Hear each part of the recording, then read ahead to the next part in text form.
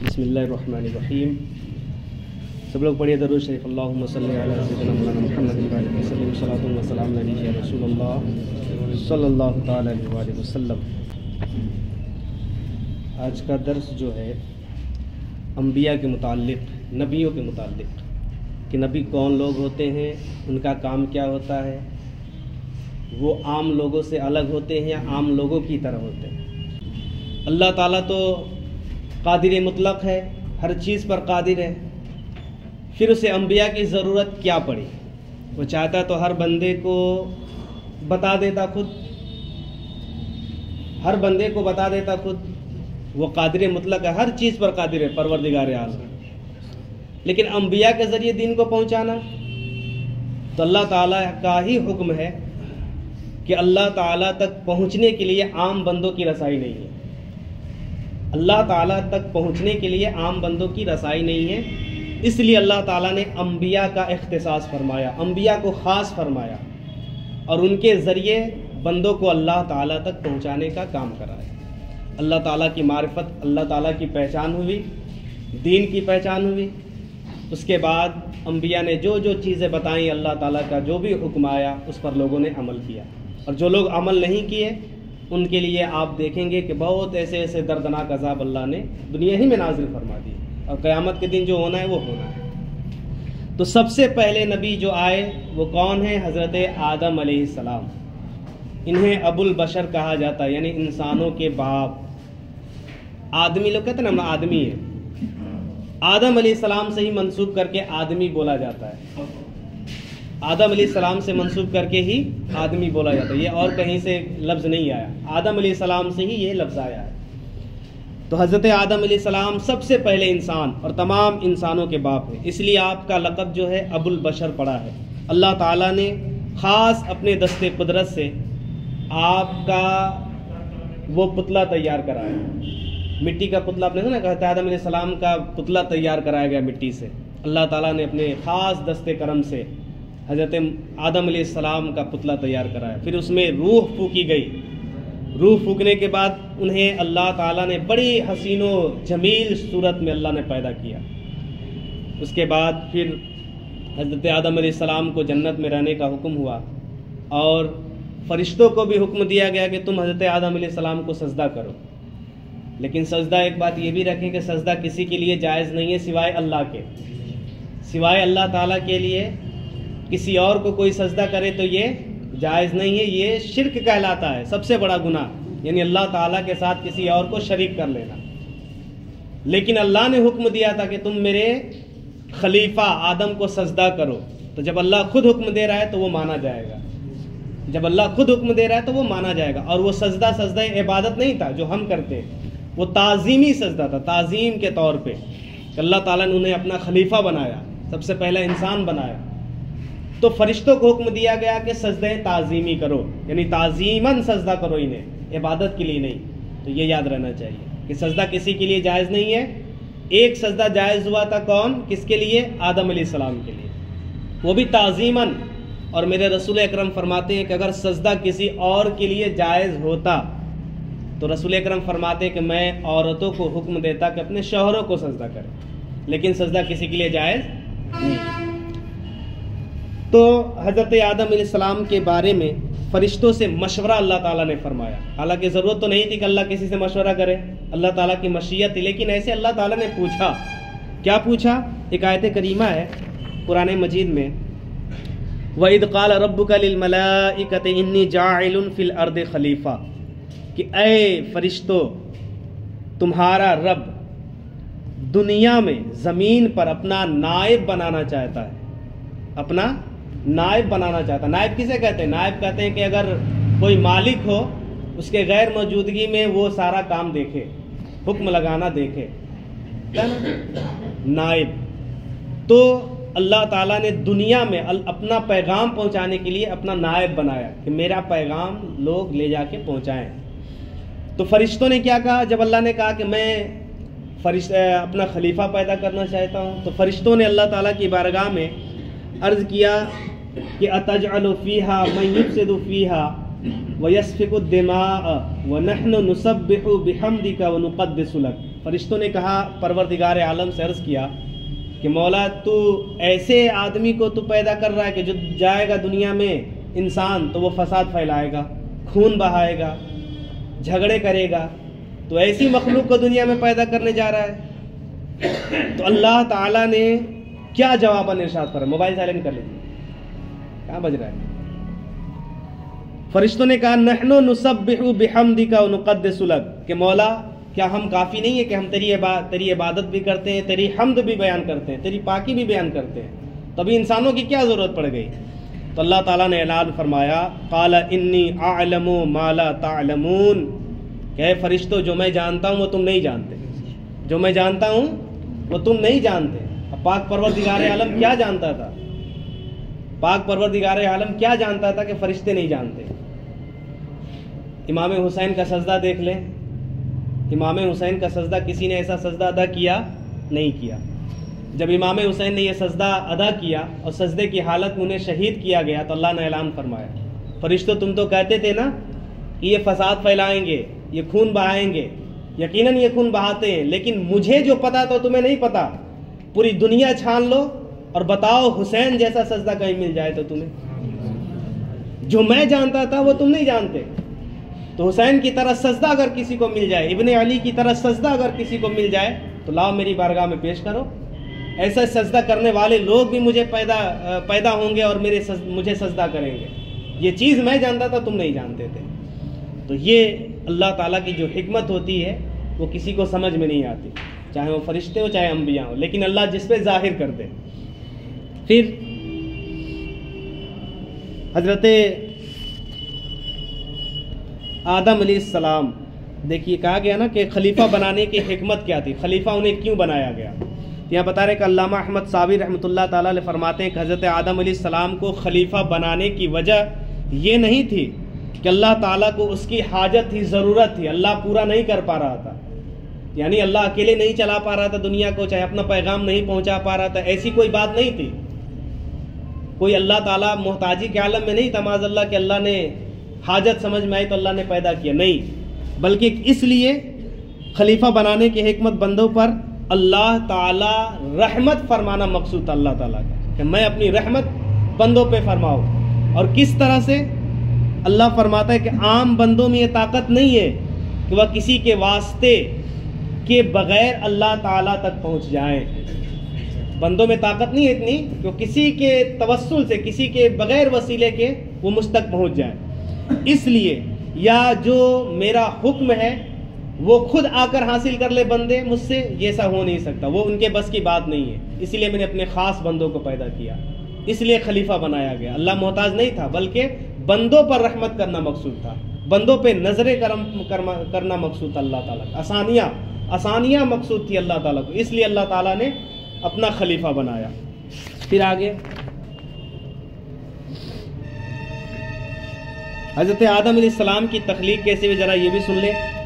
اس باب میں فرشتوں سے مشورہ فرمانے کے بعد حضرت آدم علیہ السلام کی تخلیق کے مراحل اور اس کے چند جو ضروریات ہیں اس کو بیان کیا گیا ہے۔ جب اللہ تعالیٰ نے حضرت آدم علیہ السلام کو پیدا کرنے کا ارادہ فرمایا تو زمین سے ایک مشت مٹی لی گئی، پھر اس مٹی کو مختلف پانیوں سے گوندا گیا، جیسے آٹا گوندا جاتا ہے نا، مٹی گوندی گئی یہاں تک کہ وہ گار بن گئی۔ گار سمجھتے ہیں آپ؟ جو اینٹ مٹی کی دیوالیں جو جوڑی جاتی ہیں تو جو اس میں مٹی لگتی ہے نا گیلا کر کے، اسے گار کہا جاتا ہے، یا قبرستان میں جاتے ہیں تو جو مٹی گیلی کر کے لگائی جاتی ہے اسے گار کہا جاتا ہے۔ تو کہتے ہیں کہ جب مٹی گوندی گئی مختلف پانیوں سے تو وہ گار بن گئی اور چپکنے لگی، پھر وہ گار سیاہ ہو گیا اور اس میں بو پیدا ہو گئی، یعنی وہ مٹی مہکنے لگی۔ جب وہ کالا ہو گیا، وہ مٹی کالی ہو گئی تو اس میں سے بو پیدا ہو گئی، مہکنے لگی، پھر اس سیاہ رنگ اور بو والی مٹی سے انسان کی صورت بنائی گئی۔ اب بتائیے، جیسے انسان جب سڑتا ہے تو اس میں سے بو آنے لگتی ہے، ٹھیک نا، کالی مٹی کالی پڑ جاتی ہے وہاں، تو وہ اسی مرجے کی طرف لوٹتی ہے۔ جو مرجع یہاں بتایا گیا نا کہ وہ مٹی کالی پڑ گئی، اس میں سے بو آنے لگی، تو وہی مرجع ہے، کیونکہ انسان کا اصل کیا ہے؟ مٹی ہے، مٹی میں ملنا ہے، تو وہی اصل پہ انسان پھر جاتا ہے۔ دنیا میں جتنے بھی لوگ ہیں پیدا کیے گئے وہ اسی اصل میں پھر جاتے ہیں، کیونکہ مٹی سے وہ پیدا کیے گئے۔ تو کہا گیا کہ ان کا پھر سیاہ رنگ بو والی مٹی سے انسان کی صورت بنائی گئی. جب وہ سوکھ کر خشک ہو گئی، یعنی بالکل سوکھ کے ایک دم ٹن ٹن ہو گئی، تو جس وقت ہوا اس میں سے گزرتی تو وہ بجتی. بجتی کا کیا مطلب؟ سمجھ میں آتا کہ بالکل ٹن ٹن ایک دم سوکھ گئی. جیسے کہ ہم مٹی کوئی سکھا لیتے ہیں نا، کہ دیوار پہ پھینکتے تو ٹن سے آواز آتی ہے، تو ہوا گزرتی تو اس میں سے معلوم ہوتا کہ ہاں یہ مٹی ایک دم سوکھ گئی ہے. تو اس کا مطلب بجنے کا یہی مطلب. اور آواز پیدا ہو جاتی تھی. تخلید آدم سے مراد قرآن مجید میں کئی مقامات پر اللہ تعالیٰ نے ارشاد فرمایا کیا ان مثل عیسیٰ عند اللہ کمثل آدم خلقہ من تراب ثم قال له کن فیکون. اللہ تعالیٰ نے کیا فرمایا کہ بے شک عیسیٰ کی مثال اللہ کے نزدیک آدم کی طرح ہے، جسے اللہ تعالیٰ نے مٹی سے بنایا، پھر اسے فرمایا کہ تو ہو جا تو وہ ہو گیا. اللہ تعالیٰ کی ایک شان یاد رکھیں کہ اللہ تعالیٰ کوئی بھی چیز ارادہ فرماتا ہے کرنے کا تو کیا کہتا ہے؟ کن، یعنی ہو جا، تو وہ چیز فوراً ہو جاتی ہے، اس میں وقت نہیں لگتا، اس میں تاخیر نہیں لگتی. لیکن ایک مقام پہ فرمایا گیا کہ زمین و آسمان کو 6 دن میں بنایا گیا، 6 دن میں بنایا گیا. تو اس کی وجہ کیا ہے؟ تو انشاءاللہ آگے پڑھیں گے آپ کہ کس طریقے سے کیونکہ اللہ تعالیٰ فرماتا ہے کن تو وہ چیز ہو جاتی ہے، تو پھر 6 دن آسمان اور زمین بنانے میں کیسے لگ گئے؟ انشاءاللہ اس کا بیان آگے آئے گا تو ساری بات سمجھ میں آ جائے گی. آگے اللہ تعالیٰ نے ارشاد فرمایا وَلَقَدْ خَلَقْنَا الْإِنسَانَ مِن سُلَالَةٍ مِن طِین، اور بے شک ہم نے انسان کو چنی ہوئی مٹی سے بنایا ہے. ٹھیک نا، چنی ہوئی مٹی، یعنی یہ نہیں کہ کوئی فرشتہ آیا کہیں سے مٹی اٹھا کے لے کے چلا گیا، وہ خاص مٹی چنی گئی تھی. اس کا بھی بیان آئے گا آگے. ایک اور آیت کریمہ ہے، اللہ تعالیٰ ارشاد فرماتا ہے الذی احسن کل شیء خلقہ وبدأ خلق الانسان من طین، کہ اللہ تعالیٰ نے جس نے جو چیز بنائی خوب بنائی، اور انسان کی پیدائش کی ابتدا مٹی سے فرمائی. یعنی دنیا میں جو بھی چیز لوگوں نے بنائی، جو بھی لوگ بناتے ہیں بڑی خوب بناتے ہیں، لیکن اس سے پرے یہ ہے کہ انسان کو مٹی سے پیدا کیا گیا. لیکن انسان کوئی اتنا دیکھیں گے نا، بہت خوبصورت آپ کو لوگ نظر آئیں گے، محو حیرت میں لوگ پڑ جاتے ہیں. کتنے بھی خوبصورت لوگ ہوتے ہیں دنیا میں، اور جس نے رسول اکرم کو دیکھا ان کی بات ہی الگ ہے کہ ہمارے رسول تو سب کے مرجع ہیں، انہی کے حسن کے صدقے دنیا کو حسن ملا ہے. تو جب ہم عام لوگوں کو دیکھتے ہیں ان کے حسن کو تو بڑی محو حیرت میں پڑ جاتے ہیں کہ اتنی خوبصورت لوگ کیسے پیدا ہو گئے. لیکن رسول کائنات صلی اللہ تعالی وسلم وہ تو مرجع انسان ہے نا، مرجع خوبصورتی ہے، وہ انہی کے صدقے میں خوبصورتی دنیا والوں کو ملی. تو ایک مٹی سے اتنا خوبصورت انسان پیدا ہو جائے، یہ اللہ تعالیٰ کی کرامت ہے، یہ اللہ تعالیٰ کی تخلیق ہے.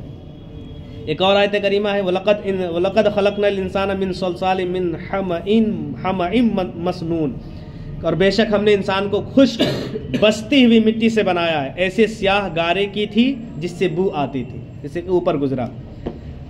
حضرت عبداللہ ابن مسعود رضی اللہ تعالیٰ عنہ روایت کرتے ہیں کہ فرشتوں سے مشورہ فرمانے کے بعد اللہ تعالیٰ نے حضرت جبرائیل علیہ السلام کو زمین کی طرف بھیجا. کس لیے؟ تاکہ زمین سے وہ مٹی لے آئے جس سے حضرت آدم علیہ السلام کو بنایا جائے، ان کا پتلا بنایا جائے. مٹی لے کر آئے تو زمین نے کہا میں اس اللہ تعالیٰ کی طرف سے پناہ چاہتی ہوں کہ مجھ سے کچھ کم کیا جائے، یعنی مجھے نہ لے جایا جائے. وہ بھی گڑ گڑانے لگے مٹی. جب جبرائیل آئے لے جانے کے لیے تو مٹی گڑ گڑانے لگی. مجھ سے ایسے انسان کو پیدا کیا جائے گا جو مجھ پر ہی آ کر مجھ پر ظلم کریں گے، قتل و غارت کریں گے، لڑائیاں کریں گے، خرافات کریں گے. میرے سینے پہ چڑھ کے وہ لوگ ایسے کام کریں گے اور مجھ سے ہی پیدا ہوں گے. وہ مٹی نہ لے جاؤ. رونے لگی، زمین گڑ گڑانے لگی. تو جبرائیل علیہ السلام واپس چلے گئے مٹی لیے بغیر. جبرائیل علیہ السلام واپس لوٹ آئے اور عرض کی کہ اے میرے رب کائنات، زمین نے تیری پناہ طلب کی ہے. کیا پناہ طلب کی؟ کہ میں نے اسے پناہ دے دی. اس نے مجھ سے پناہ مانگی تو میں نے پناہ دے دی. پھر اللہ تعالیٰ نے میکائیل کو بھیجا، دوسرے فرشتے کو. وہ بھی گئے تو زمین ان سے بھی ویسی گڑ گڑانے لگی کہ مٹی نہ لے جاؤ، میرے سینے پہ چڑھ کے لوگ مجھ سے پیدا ہوں گے، مجھ پر ہی قتل و غارت کریں گے، لڑائیاں کریں گے. وہ بھی چلے گئے. اس کے بعد پھر حضرت اسرائیل علیہ السلام آئے جو موت کے فرشتے ہیں. اسرائیل علیہ السلام یہ روح نکالتے ہیں. جب یہ آئے تو زمین نے ان سے پناہ طلب کی کہ مجھے نہ لے جاؤ، تو انہوں نے فرمایا میں اس بات سے اللہ تعالیٰ کی پناہ طلب کرتا ہوں کہ اس کے حکم کا نافذ کرنا یہ میرے لیے ضروری ہے. اللہ تعالیٰ نے جو حکم دیا ہے وہ میرے لیے کرنا ضروری ہے. بغیر یہ حکم مانے میں جا نہیں سکتا. انہوں نے کیا کہا کہ میں نہیں تمہاری گڑ گڑاہٹ سنوں گا، بلکہ اللہ نے جو مجھے حکم دیا ہے مجھے کرنا ہی کرنا ہے. تو انہوں نے مٹی نکالی اور مٹی نکالنے کے بعد پھر وہ واپس گئے اللہ تعالیٰ کی بارگاہ میں. اس کے بعد پھر پوری روئے زمین سے مختلف رنگوں اور مختلف صفات کی مٹیاں لی گئی. اچھا دیکھیے نا، ایک بات یہ بھی ہے کہ دنیا میں کئی طرح کے لوگ ملتے ہیں نا. کوئی سانولا ہوتا ہے، کوئی بہت سیاہ رنگ کا ہوتا ہے، بہت خوبصورت کوئی ہوتا ہے، کوئی بھورا ہوتا ہے. اس کی وجہ یہ ہے کہ کئی جگہوں سے مٹی اٹھائی گئی. اتنی سی مٹی سے پتلا تھوڑی تیار ہوگا ایک مٹی سے. کئی جگہوں سے مٹی تیار کی گئی، لی گئی، اور مختلف رنگ کی. کوئی مٹی کالی تھی، کوئی گندمی رنگ کی تھی، کوئی بڑی خوبصورت مٹی تھی چمکتی ریتیلی ریت کی طرح، کوئی بالکل ایک دم پیلی مٹی. ہر طریقے سے مٹی لی گئی اور اس ساری مٹیوں کو ایک میں ملایا گیا تھا. اس کی صورت پھر بتایا گیا. یہی وجہ ہے کہ انسانوں کی صورت، سیرت، نفسیات اور طبیعت بھی مختلف ہوتی ہے. اب دیکھیں گے نا کہ ہر انسان کی طبیعت الگ الگ ہوتی ہے. انسان ایک دوسرے سے طبیعت ملتی نہیں ہے. جیسے 5 انگلیاں ہیں برابر ہیں نہیں ہے، کوئی چھوٹی ہے کوئی بڑی ہے. تو جب مٹی الگ الگ جگہوں سے لی گئی تو ہر مٹی کی الگ الگ کوالٹی تھی. تو اس کوالٹی سے جس کے حصے میں جو چیز آئی، اس مٹی سے جس بندے کی تخلیق ہونی تھی اللہ تعالیٰ نے اسے فرمائی. تو جس کی سیاہ مٹی سے تخلیق ہوئی وہ کالا پیدا ہوتا ہے، جس کے سفید مٹی سے تخلیق ہوئی وہ گورا پیدا ہوتا ہے، جس مٹی میں نرمی تھی وہ بالکل نرم پیدا ہوتا ہے، کسی پہ سختیاں نہیں کرتا، بڑی نرم گفتار ہوتا ہے اس پہ. تو یہ ساری چیزیں ہیں. اسی لیے مختلف جو طبیعت ہے انسانوں کی وہ بدلی رہتی ہے. مٹی کے اقسام اور خواص مختلف ہوتے ہیں.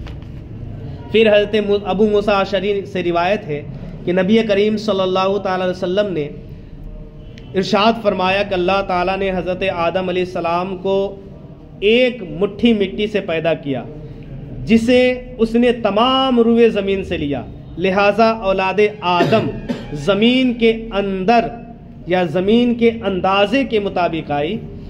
اس کے بعد پھر بتا رہے ہیں کہ تو ان میں سے سرخ اور سفید اور کالے اور درمیانے یہ ساری چیزیں جو ہیں، اور نرم اور سخت اور خبیث اور پاکیزہ، یہ ساری مٹیاں جب ایک جگہ جمع ہوئی تو انسان کی طبیعت بھی انہی مٹیوں کے مطابق پیدا کی گئی.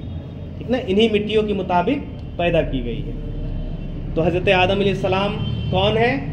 یہ اللہ کے نبی ہیں، خلیفہ ہیں. سب سے پہلے آدمی، یاد رہے گا، سب سے پہلے جو دنیا میں پیدا ہونے والے یعنی انسانوں میں وہ کون ہے؟ حضرت آدم علیہ السلام. اور انہیں کیسے پیدا کیا گیا؟ مٹی سے پیدا کیا گیا. کوئی کہے کہ بغیر ماں باپ کے وہ کیسے پیدا ہو سکتے ہیں؟ تو اللہ تعالیٰ تو فرماتا ہے ان اللہ علی کل شیء قدیر، اللہ ہر شے پر قادر ہے. اتنی بڑی زمین و آسمان جو بنا سکتا ہے وہ کیا ایک انسان وہ پیدا نہیں کر سکتا؟ بالکل پیدا کر سکتا ہے. تو یہ انسان اور انسانوں کی اب دیکھ لیں ایک چیز اس پر یقین کرنے کے لیے کہ اللہ تعالیٰ نے ہی یہ پیدا کیا انسانوں کو. بہت لوگ کہتے ہیں کیسے کوئی پیدا ہو جائے گا، ذہن بٹ جاتا ہے کہ کیسے کوئی مٹی سے پیدا ہو سکتا ہے بغیر ماں باپ کے. تو جب انسان مرتا ہے تو کوئی بچا پاتا ہے مرنے والے کو؟ نہیں بچا پاتا. جس کی حیات رہتی ہے وہ کہیں بھی بچ جاتا ہے. بڑے اونچے بلڈنگوں سے بھی گر کے وہ بچ جاتا ہے جس کی حیات رہتی ہے. اور جس کی حیات نہیں رہتی وہ چوکھٹ کی جو ہے نا، دروازے کی چوکھٹ ہوتی ہے اس پہ سے بھی گرتا ہے تو اس کا انتقال ہو جاتا ہے. تو جب مرنے والا بڑے سے بڑے، دنیا سے سب سے بڑا ہاسپٹل آپ لے کے چلے جائیں، بڑے سے بڑا ایلمینیٹر پہ آپ اسے ICU میں بھرتی کرا دیں، لیکن جب موت ہوتی ہے تو وہ بڑے سے بڑے ڈاکٹر بھی جو پوری دنیا میں مشہور ہے تنے تنہا وہ، کہ اس سے بڑا کوئی ڈاکٹر نہیں، وہ بھی نہیں بچا پاتا. بڑے سے بڑے سائنٹسٹ بھی اس کو نہیں بچا پاتے. تو جب پتہ یہ چلا کہ ہماری جان پر ہمارا قبضہ ہی نہیں ہے، انسانوں کا قبضہ ہی نہیں ہے، تو قبضہ کرنے والا کوئی ذات ہے. اور کون ذات ہے؟ وہ پروردگار عالم کی ذات ہے. جب پروردگار عالم کی ذات ہے تو اللہ تعالیٰ اس بات پر قادر ہے کہ بغیر ماں باپ کے وہ پیدا کر دے انسانوں کو. جیسے حضرت عیسیٰ علیہ السلام، یہ بھی نبی ہیں اللہ کے. ان کے لیے کیا ہے؟ یہ بغیر باپ کے پیدا کیے گئے. ماں تھی ان کی حضرت مریم رضی اللہ تعالیٰ عنہ، لیکن بغیر باپ کے یہ پیدا کیے گئے. لوگوں نے تہمت لگائی ان پر، لوگوں نے تہمت لگائی. اور حضرت مریم رضی اللہ تعالیٰ عنہ نے اللہ کی بارگاہ میں عرض کیا تھا، مولا اگر یہ بچہ، جبرائیل آئے تھے، انہوں نے خوشخبری تھی کہ اللہ تعالیٰ تمہیں بیٹا عطا فرمائے گا. تو انہوں نے کہا تھا کہ میں تو شادی شدہ ہوں ہی نہیں، مجھے کسی مرد نے چھوا نہیں، تو پھر مجھے بچے کی کیسی بشارت مل گئی؟ اللہ فرماتا اللہ ہر شے پر قادر ہے۔ جبرائیل نے کہا کیا؟ اللہ ہر شے پر قادر ہے۔ جبرائیل نے ایک پھونک ماری ان کے پیٹ پہ، وہ حاملہ ہو گئی، پیٹ سے ہو گئی۔ پھر وہ بچہ جب پیدا ہونے والا تو وہ اللہ کی بارگاہ میں عرض کی، مولا جب یہ بچہ لے کر میں اپنی بستی والوں کے پاس جاؤں گی تو میں کیا جواب دوں گی انہیں؟ لوگ طرح طرح کے الزامات کریں گے، اٹھائیں گے مجھ پر، تو میں کیا جواب دوں گی؟ اللہ نے فرمایا تم فکر نہ کرو، تم فکر، تمہاری گواہی دینا یہ میرے اوپر ہے، میرے ذمے میں گواہی دینا، تم فکر نہ کرو، تم بس جاؤ اور کہہ دینا کہ اللہ تعالیٰ کی طرف سے۔ تو جب وہ اپنی بستی والوں کی طرف گئی تو لوگوں نے تہمت سازیاں کرنی شروع کر دی کہ دیکھیے یہ کام کر کے آئیں، یہ کام کر کے آئیں۔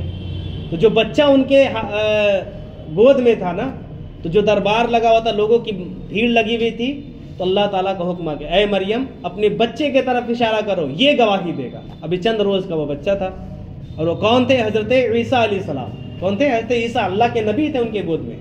تو جب مریم رضی اللہ تعالیٰ عنہا نے ان کی طرف اشارہ کیا، تبھی چند روز کا بچہ جنہیں ہم عیسیٰ علیہ السلام کے نام سے جانتے ہیں، انہوں نے گواہی دی کہ مجھے پیدا کرنے والا کوئی عام انسان نہیں ہے، بلکہ اللہ کے حکم سے میں پیدا کیا گیا۔ اور ان کی برات پیش کی گئی، ان کی برات دی گئی، ان کی شہادت پاکیزگی کی دی گئی اللہ تعالیٰ کی طرف سے۔ کوئی بچہ بولتا ہے 2-4 روز کا کہ گواہی دے دے، لیکن حضرت عیسیٰ علیہ السلام یہ مادر ذات نبی تھے کہ پیدا ہوتے ہی وہ بولنے لگے تھے، پیدا ہوتے بولنے لگے تھے۔ تو اس طرح سے اللہ تعالیٰ ہر شے پر قادر ہے کہ کسی کو بغیر ماں باپ کے پیدا کرتا ہے، کسی کو بغیر باپ کے بھی پیدا کر سکتا ہے۔ تو اس پر ہمیں زیادہ یہ کرنے کی ضرورت نہیں، اپنے ذہن کو بانٹنے کی ضرورت نہیں کہ اللہ تعالیٰ کیسے یہ کر سکتا ہے۔ اللہ تعالیٰ نے فرما دیا ان اللہ علی کل شیء قدیر، کہ اللہ ہر شے پر قادر ہے۔ تو زیادہ اس میں سوچنے کی ضرورت نہیں ہے۔ تو آج کے لیے اتنا کافی ہے۔ بہت لوگ سونے بھی لگے، نیند آنے لگی، تھکے ہوئے معلوم ہوتے ہیں۔